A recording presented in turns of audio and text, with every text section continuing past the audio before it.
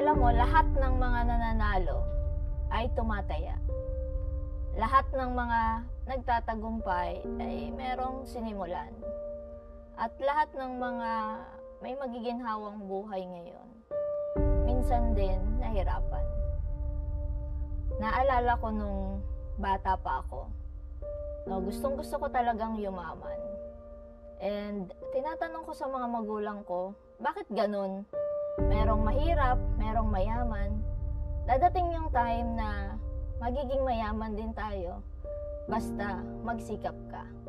So, unti-unti, no, siguro po, sobrang swerte lang din dahil ang mga magulang namin, tinuruan kami na magsumikap, na maging masipag, at kahit na wala kami nun, pinagtiyagaan namin at nagtutulong-tulong kami.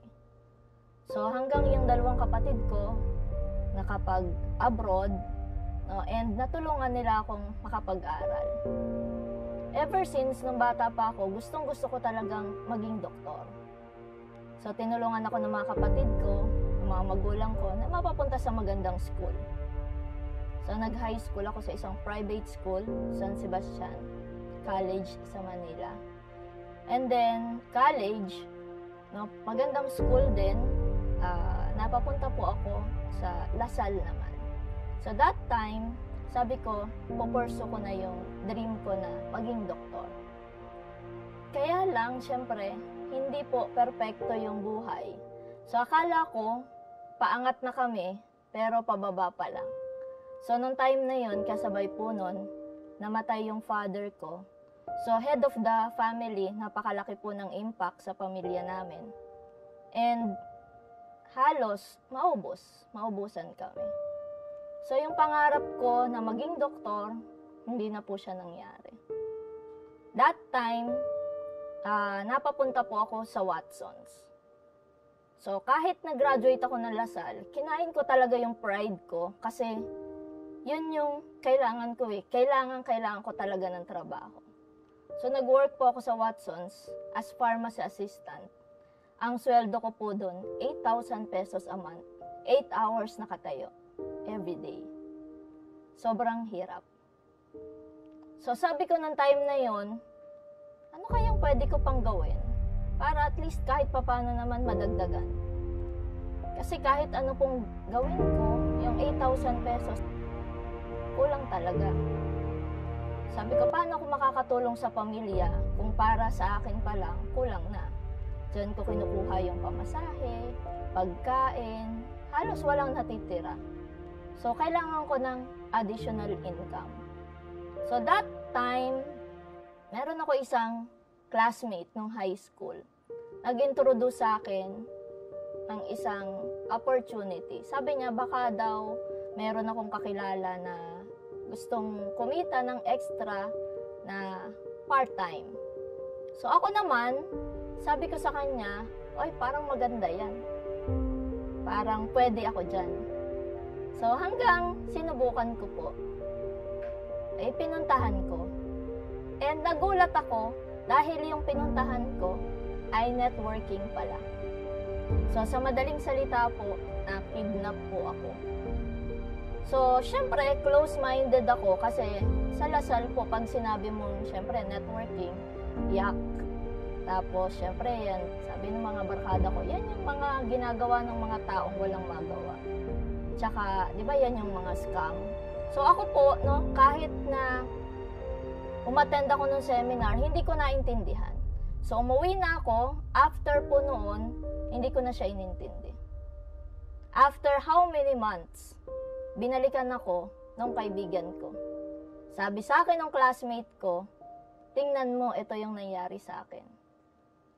So, nung nakita ko po may nangyari sa kanya, sabi ko, aba maganda. And that time po, sabi ko, kung kaya niya, mas lalong kayang-kaya ko to. So, sinubukan ko po. So, ako po ay naka-join sa isang network marketing company. And ginawa ko siya. Kaya lang, nung time na yon, napakarami na pong member. So, kahit na po anong gawin ko, hindi na talaga ako kikita ng malaki doon. So, yung ginawa ko po, hindi na namin itinuloy. So, sabi ko, parang hindi yata para sa akin yung networking. So, until na-invite na naman po ako. So, nung time naman na yon, na-invite ako, na-excite ako, pero yung produkto, hindi naman okay. Tapos, yung presyo po ng product, napakamahal. So, hindi na naman ako naging successful. Pangatlo, na-invite na naman po ako. Pioneering stage daw kami. Kaya lang po, after how many months, wala pang 1 taon, nagsarado po yung kumpanya. So, ang dami kong na-experience. And, sabi ko, this time, ayoko na ng networking. Sabi ko, hindi ko na ulit yan susubukan. Pagpasok ng 2016, eto na naman, may nag-invite na naman sa akin. Ang sabi ko sa kanya, ay, ayoko na. Sa dami na experience ko na hindi magaganda, ay, ayoko na. Sa iba na lang. Kaya lang, nung time po na yon, na-experience namin kung gaano kaganda yung produkto. Si Arvin po, that time may asthma, pinatry ko ng product. And then, nung matry po niya yung product, ang ganda ng effect sa kanya. So ako personally, natry ko din po yung product. Ang ganda din po ng effect sa akin. Pinatry ko sa buong pamilya ko, ang ganda. So ang ginawa po namin, ni-research ko po ulit yung kumpanya. At doon ko napag-alaman, sobrang ganda pala talaga ni iFern. Na-invite po kami at na-introduce kay iFern February of 2016. And ginawa lang po namin yung negosyo after 2 months. Sineryoso namin yung negosyo, nagsimula po kami April of 2016. So that time, nung nakita ko, wow, grabe, ang ganda nung kumpanya. May sariling warehouse, may sariling building. First time, 2016, na-meet ko si Sir Tom, sobrang na-impress po ako. Kasi sabi ko, ngayon lang ako nakakita ng ganitong tao na billionaire, pero kumakausap sa mga ordinaryong tao. So, 2016, April, sabi ko, simulan na namin. So, lahat po ng dala ko sa networking, sabi ko sa sarili ko, last try na lang. Last na lang. Pagbibigyan ko na lang muna ulit. Kasi bakit? Sabi ko, sayang naman kung hindi ko itatry ulit, may naghihintay po akong mga pangarap. Sabi ko, laban na yan. Last na. Kaya sinimulan po namin 2016 and hindi na po namin tinigilan si iFern. Kasi bakit that time? Gusto kong mapatunayan kung totoo nga yung kitaan. At kung totoo nga na may kumikita ng milyon-milyon. Nung sineryoso po namin, first month namin kay iFern, naka-receive kami 12,000 pesos. Sabi ko, wow, okay na. Kasi kahit part-time, no, kung 12,000 pesos, malaking tulong na. Especially kung empleyado ka, nakatulad ko po dati na sumisweldo ng 8,000 pesos a month. Yung 12,000 pesos na madagdagan ka, napakalaking tulong na.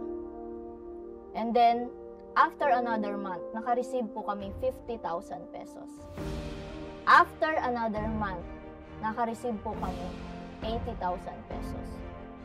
And after 4 months, hindi na po kami makatuloy. Kasi gulat na gulat kami. Because of iFern system, sabi ko, first time sa buong buhay ko, na kumita po kami mag-asawa ng almost 400,000 pesos in 1 month. Sobrang nakakagulat. And sabi ko, this time, worth it naman pala yung bibigyan ko ng oras. Alam niyo po, hindi na namin siya tinigilan. After 5.5 months, we became a Millionaires Club member. After 8.5 months, yung amin pong kapital na pinangutang pa namin para lang makapagsimula kay iFern, after 8.5 months, ang binalik po sa amin is more than 5 million pesos. So that was 2016. Pagpasok po ng 2017, hindi ko na na-imagine na mangyayari po ito sa akin. After 2016, 2017, umaabot po yung komisyon namin 1 million pesos a month. After another year, 2018, nagto 2 million pesos po kami every month. And last year, 2018, umaabot po ng 3 million pesos a month. Sabi ko, grabe, ganun pala. Pag binigyan mo pala ng oras yung isang negosyo, pag binigyan mo pala ng oras si iFern, ang increase mo yearly, 1 million pesos. And gulat na gulat po ako pagpasok ng 2020. Hindi na po ako makapaniwala. Minsan, kailangan kong sampalin yung sarili ko para gisingin ako. Kasi parang hindi na siya totoo. Pero totoo po. Pagpasok ng 2020, hindi po bumababa ang komisyon namin 4 to 5 million pesos a month. So that time po, until today, sobra po yung ibinibigay sa amin ni iFern. Yung promise ng industry ng network marketing, sa dami ng kumpanyang nasalihan ko, si iFern lang pala ang magbibigay. Lahat po ng mga pangarap ko ngayon, literal, ibinibigay po ni iFern. Today, I have house and lot. I call it iFern Mansion. This is worth 40 million pesos. Ang pangarap ko po na magkaroon ng mga sasakyan, hindi lang isa. Yung mga nakikita ko na mayayaman, na merong mga maraming nakapark sa garahe, gusto ko yon nung bata pa ako. Pag napapanood ko, sabi ko, balang araw magkakaroon din ako niyan. And alam niyo po, ngayon, ang binigay po sa akin ni iFern, 2016, nakabili po ako ng BMW ko. First car ko po yun kay iFern. And then 2017, iniregaluhan ko po yung mother ko na Ford Everest. And then 2019, last year, nakabili po ako ng 2019 limited edition Porsche Macan. And this year po, isa sa mga dream car ko, kasi ito po napapanood ko lang sa TV, yung bumubukas yung bubong. Nabili ko po yung isa sa mga dream car ko, na Z4 BMW to 2020 limited edition po yun. And last 2 weeks ago, nung binili ko po, nagulat din ako. Kasi sabi ko nga, kung ako nagtatrabaho, hindi naman ako makakabili ng kotse. Kung ako nagtatrabaho, kahit nagulong ng kotse, hindi ko kayang bilhin. Kaya lang po, 2 weeks ago, because of iFern, dahil dream car ko siya, wala po kaming pakialam. Binili namin siya cash. So, yun yung kakaiba po yung pakiramdam. Kasi, iba pala yung marami kang pera. Iba pala yung tinatawag na financial freedom. Yung may kalayaan ka na bilhin yung bagay na gusto mo, na hindi ka na kailangang mag-ipon. And sobrang pasalamat po ako kay iFern dahil dyan. And today, masasabi ko na si iFern po ay nasa perfect na timing kung gagawin mo siya. So, bakit ko po masasabing perfect timing? Sobrang ganda po ng pwesto kung ngayon ka magjo-join kay iFern. So, ako po is from the company, 001 ng company, and normally, sa isang network marketing company, pag umabot na po ng mga 10 years na, ang mga members niyan umaabot po milyon-milyon. Minimum mga 7-8 million na members. Pag doon ka nag-join, sigurado po ako, kung may pangarap ka, ang makukuha mo na lang, baka less than 10% na lang. Pero bakit sobrang confident ako na ngayon mag-join ka na kay iFern? Kasi today po, ang member pa lang ni iFern, nasa 100,000 plus pa lang. Kung hindi po ako nagkakamali. Wala pang 1,000,000. Wala pang kalahating milyon. Wala pang 300,000 members. Active members namin, sobrang konti pa. And sa industry, syempre alam nyo naman, hindi po ito pagalingan. Hindi din po ito una-unahan. Pero, kung ikaw mabibigyan ka ng pagkakataon ngayon, ang members po natin, napaka-konti pa lang. Ibig sabihin po, kung magjo-join ka ngayon, nasa unahan ka pa. And kung magjo-join ka ngayon, kung may pangarap ka, alam nyo po, ang percentage, kung gusto nyo siyang matupad, kay iFern po, sa posisyon na meron ka ngayon, more than 90%. At yan po ang nai-experience namin everyday. Yan po ang nangyayari sa amin. So, kung ako po sa inyo, kung nakita nyong maganda si iFern, wag na kayong magdalawang isip. Wag nyo nang hintayin na yung kapitbahay mo, invitein ka mag-iFern. Ikaw na ang mag-invite sa kanya. Maraming tao sasabihin nila, Des, sa susunod na lang ako mag-join kasi wala akong pera eh. 2016, sinabi ko na rin po yan. Sabi ko, sige, sa susunod na lang ako mag-join dahil wala din naman akong pera. Kaya lang po, na-realize ko, wala na nga akong pera noong 2016. Kung hindi ko siya gagawa ng paraan, sigurado ako, after 3 years, wala pa rin akong pera. Kasi sabi nga natin, di ba, kung ano ang nangyayari sa iyo ngayon, resulta yan ng desisyon na ginawa mo 3 years, 5 years ago. So ngayon, kung gusto mo na magkapera ka, you need to decide now. Kasi 3 years, 5 years from now, yung problema mong pera, hindi mo na po yan problema. 2016, ang problema ko pera. 2020 po ngayon, hindi pa lumampas ang 5 years.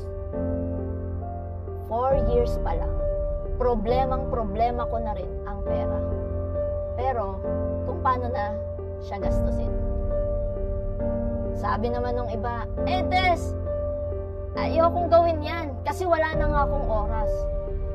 Alam niyo po, sinabi ko na rin yan. Ako po ay dating pharmacy assistant sa Watsons. Papasok ako ng 10 a.m., uuwi ako 7 p.m. Sa sobrang sakit ng tuhod ko, sobrang sakit ng katawan ko, 8 hours na katayo. Pwedeng sabihin ko, wala na akong oras dyan. Hindi ko na yan kailangang gawin. Itulog ko na lang. Kaya lang po, kung wala akong gagawin sa sarili ko, wala ring mangyayari sa akin. Alam niyo po, after ko ng work ko, nagmamadali ako. Kasi bakit? Kailangan ko pang maglatag. So, tsinaga ko po yun. Kaya kung sasabihin nyo sa akin ngayon, wala kang oras, saan ka naman may oras? Doon sa 10,000 pesos a month? Doon sa 20,000 pesos a month? Doon sa 30,000 pesos a month? Bakit hindi mo bigyan ng oras si iFern? Kung ang pwedeng ibigay naman sa iyo is at least 1 million pesos a month. I think that's worth it para bigyan mo ng oras. Sabi nung iba, Des, ayokong gawin yan. Kasi hindi ko naman yan linya eh. Alam niyo po, hindi ko rin siya linya. Kasi wala naman taong may linya ng networking. Kung makikita niyo po ako, bago ako mag-start na network marketing career ko, bago po ako mag-iFern, sobra po akong mahiyain. Pag hindi mo ako kinausap, bahala ka, hindi din kita kakausapin. Hindi ko siya linya. At lalong-lalo na po, hindi ko siya pinag-aralan. Kaya lang po, sa panahon ngayon, nakita ko lang, hindi na pala siya linya-linya. Ang tao po, kung saan siya kikita, I think yun ang dapat linyahin natin. Diba? Maraming OFW, hindi naman din nila linya yun. Pero bakit sila nag-abroad?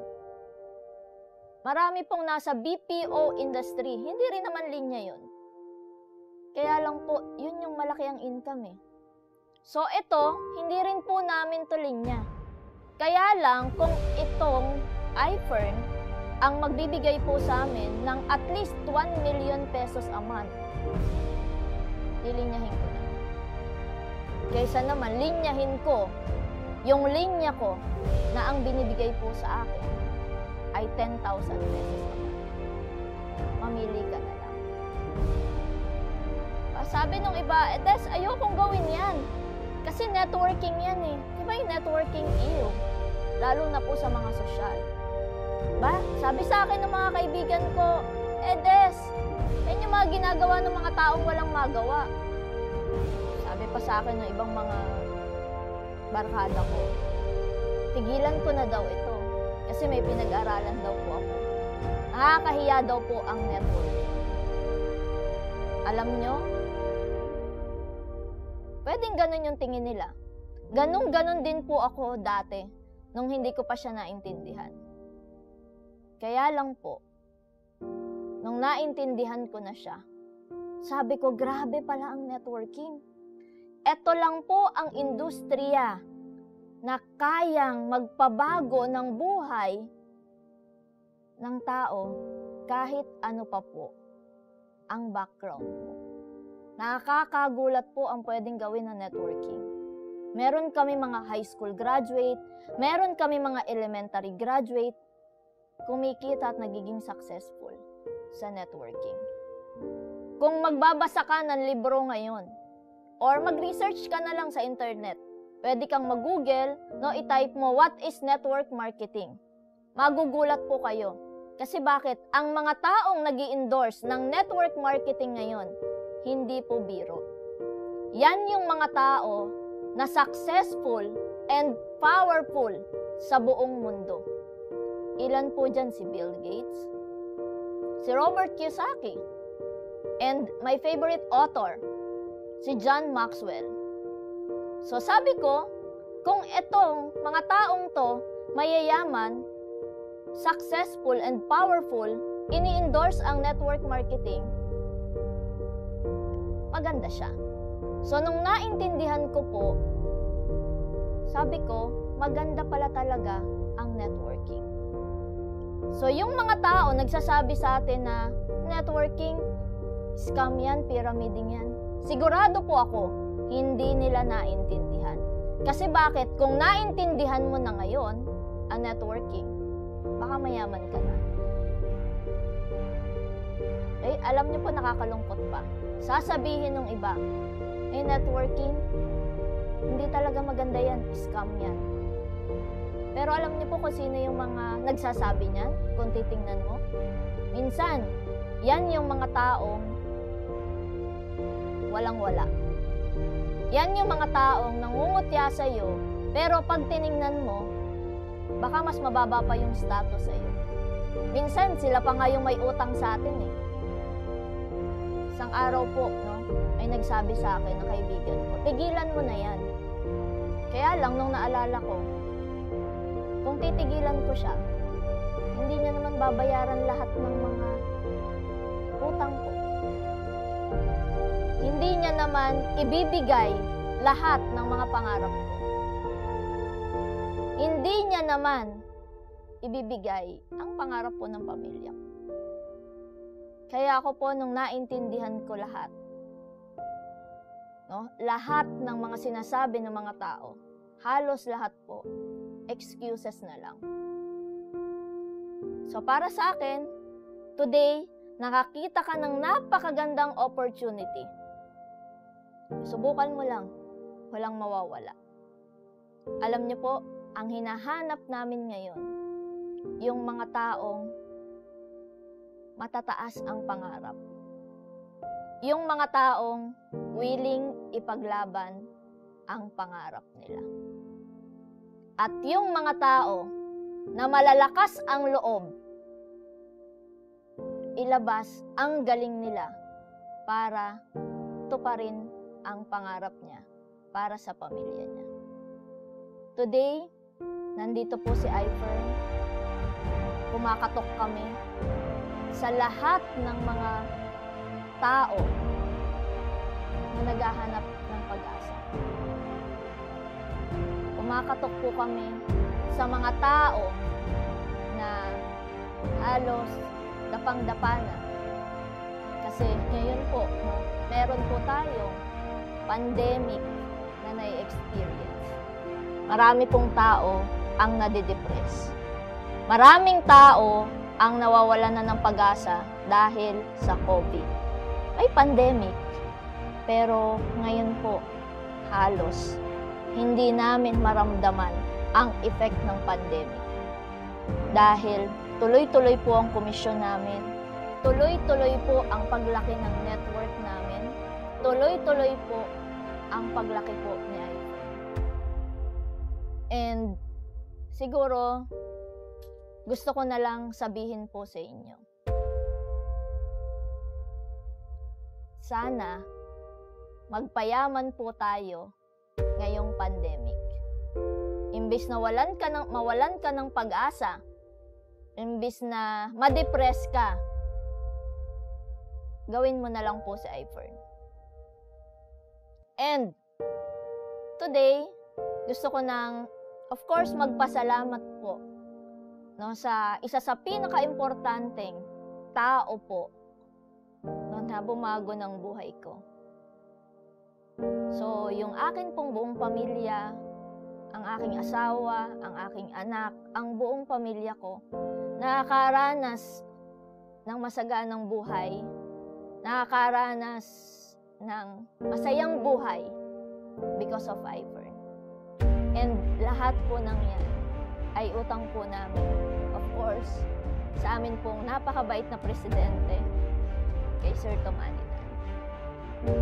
And napakahirap maghanap ng isang taong makakasama mo na maging kanegosyo na ganun po kalaki ang puso. No, hindi lang po ako ang nabago ang buhay na Ifern. Hindi lang po iisang tao. Today, we have more than 300 plus na tao po ang nagkakotse kay Ifern. As of today, we have more than 200 plus Millionaires Club sa Ifern. So, ibig sabihin, hindi po tiyangka. Lahat po ng yan ay nangyari because meron pong magandang sistema sa Ifern. So, kung ikaw ngayon nanonood dyan at nag-iisip, gagawin ko ba si Ifern? Para sa akin, gawin mo ngayon. Kasi walang tamang oras kung hindi ngayon. Walang tamang pagkakataon kung hindi baguhin ang buhay ng pamilya mo ngayon. Ang pagyaman po, hindi na po pinapatagal. Ang pagyaman po, ginagawa na ng paraan na yun. So to all our viewers, sa lahat po ng nanonood at sa lahat po ng guest namin, join us. Simulan po natin na tuparin ang pangarap mo with iFern. Again, thank you so much po sa lahat ng mga nanonood po, no, at sa lahat po na nagbigay ng oras para pakinggan ang napakagandang opportunity. Tandaan mo, wala kang pera ngayon. Pwedeng wala ka pang pang-join. Pero huwag kang mag-alala. Dahil pag ginawan mo ng paraan, after how many months lang, magiging problema mo na rin ang maraming pera. So huwag nyo nang patagalin, join us, and simulan natin ang pangarap mo ngayon na. This is Des Cantara Lacerna, iFern 001, Emerald Presidential Director. Again, join us now. Sa iFern, tumaya ako, kaya ako nanalo. Sa iFern, sinimulan ko, kaya ako nagtagumpay. Sa iFern, nilampasan ko lahat ng hirap, kaya may ginhawa ngayon.